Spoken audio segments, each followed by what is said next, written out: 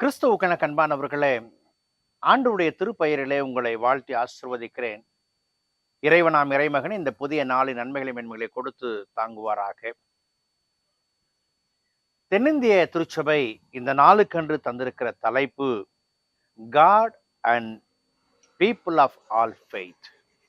கடவுளும் பிற நம்பிக்கை உடைய மக்களும்.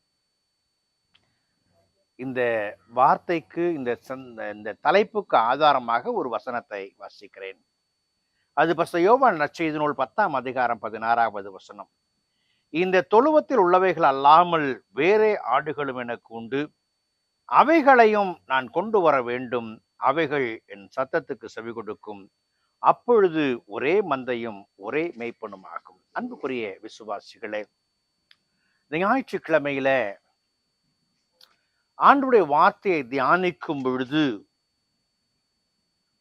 கடவுளும் பிற நம்பிக்கையுடைய மக்களும், நாம் வாழ்கிற இந்த சமூகம் பன்முக தன்மையுடையது.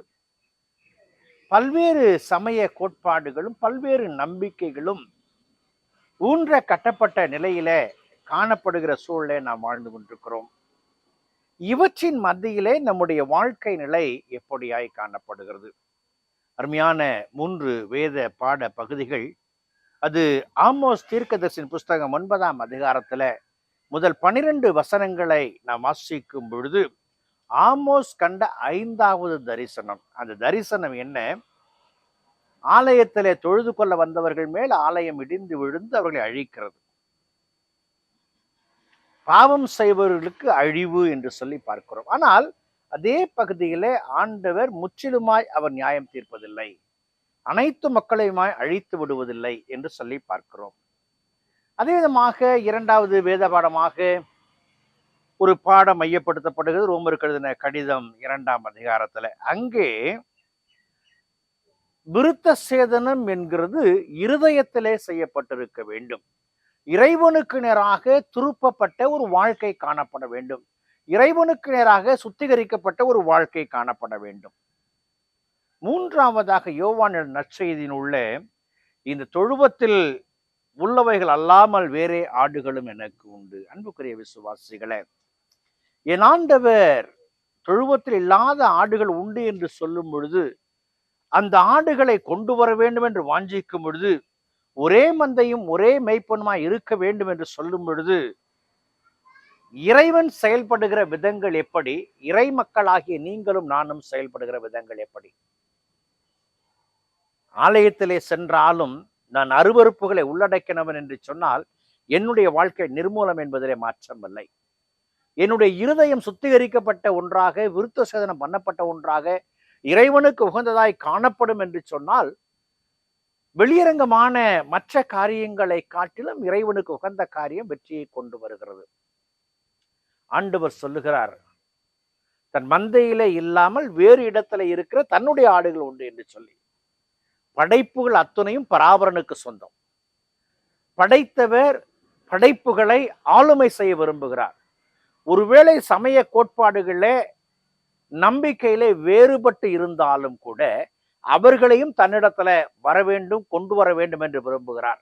அதற்கு ஆண்டவர் உங்களையும் என்னையும் இந்த சமூகத்தில் நிலைப்படுத்தி இருக்கிறார். எனக்கு நன்றாக நினைவில் உண்டு. சிறுபிராயத்தில் இருந்த பொழுது பக்கத்துல அருகில இருக்கிற பிற சமயத்து மக்கள் தங்களுடைய விழா காலங்களில் ஏதாவது ஒரு பொருளை, தின்பண்டங்களை செய்து அதை கொண்டு வந்து விசுவாச கூட்டத்தார் என்று சொல்லுகிற கிறிஸ்தவர்களுக்கு கொடுப்பது உண்டு. அப்படி கொடுக்கும் பொழுது இவர்கள் சொல்லுவார்கள், கிறிஸ்தவர்கள் சொல்லுவார்கள், அல்லது நாம் சொல்லுவோம், இல்லைங்க, நீங்க படைச்சதெல்லாம் நாங்க சாப்பிட மாட்டோம் அப்படின்ட்டு.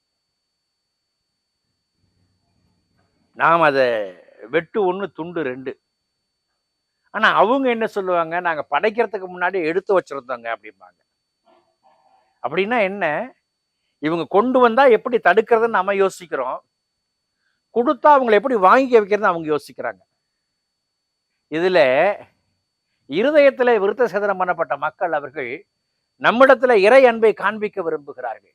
அன்புக்குரிய விசுவாசிகளே, இன்றைக்கு நீங்களும் நானும் விசுவாசி என்று சொன்னால் யார் எதை கொடுத்தாலும் எதையும் உண்ணுவதில்லை, எந்த தவறும் இல்லை.